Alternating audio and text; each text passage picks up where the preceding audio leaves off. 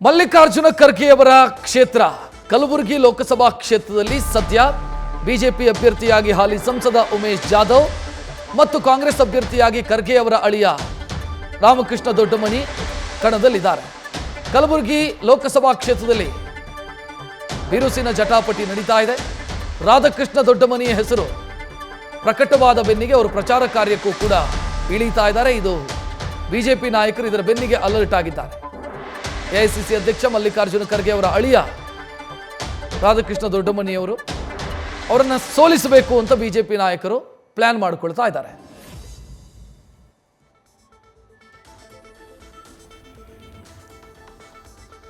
ಕಲಬುರಗಿ ಲೋಕಸಭಾ ಕ್ಷೇತ್ರ ಕಳೆದ ಬಾರಿ ಮಲ್ಲಿಕಾರ್ಜುನ ಖರ್ಗೆ ಅವರು ಸೋಲು ಕಾಣಬೇಕಾಯಿತು. ಈ ಬಾರಿ ಅವರು ಸ್ಪರ್ಧೆ ಮಾಡುವಂಥ ಧೈರ್ಯವನ್ನ ಕೂಡ ತೋರಿಸಿಲ್ಲ. ಬದಲಾಗಿ ಮಲ್ಲಿಕಾರ್ಜುನ ಖರ್ಗೆ ಅವರ ಬದಲಾಗಿ ಅವರ ಅಳಿಯನಿಗೆ ಟಿಕೆಟ್ ಕೊಡಲಾಗಿದೆ.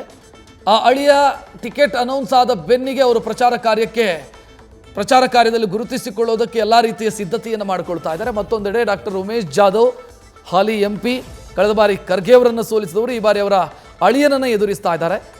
ಬಿಜೆಪಿಯು ಕೂಡ ಬೇರೆ ಬೇರೆ ರೀತಿಯ ಕಾರ್ಯತಂತ್ರವನ್ನು ಮಾಡ್ತಾ ಇದೆ. ಪ್ರಮುಖವಾಗಿ ಬಂಜಾರ ಸಮುದಾಯದ ವೋಟು, ಅದರ ಜೊತೆಗೆ ಲಿಂಗಾಯತ ವೋಟು, ಈ ಎರಡು ಕಾಂಬಿನೇಷನ್ ಏನಾದರೂ ವರ್ಕೌಟ್ ಆದರೆ, ಕಳೆದ ಬಾರಿ ವರ್ಕೌಟ್ ಆದ ರೀತಿಯಲ್ಲೇ ವರ್ಕೌಟ್ ಆಗಿ ಮತ್ತು ನರೇಂದ್ರ ಮೋದಿ ಅವರ ಅಲೆ ಇದು ಕೈ ಹಿಡಿದ್ರೆ ಉಮೇಶ್ ಜಾಧವ್ ಅವರು ಗೆಲ್ಲೋದು ಸುಲಭ ಅನ್ನೋದು ಬಿಜೆಪಿಯ ಲೆಕ್ಕಾಚಾರ.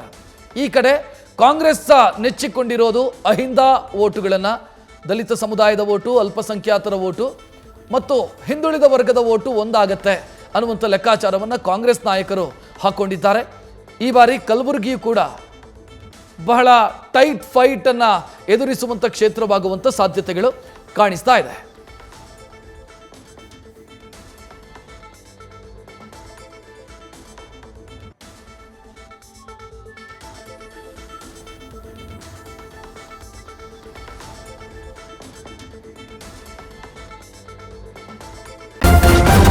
ನ್ಯೂಸ್ ಫಸ್ಟ್ ನಿರ್ಭೀತಿಯಿಂದ ನಿಮ್ಮ ಪರವಾಗಿ.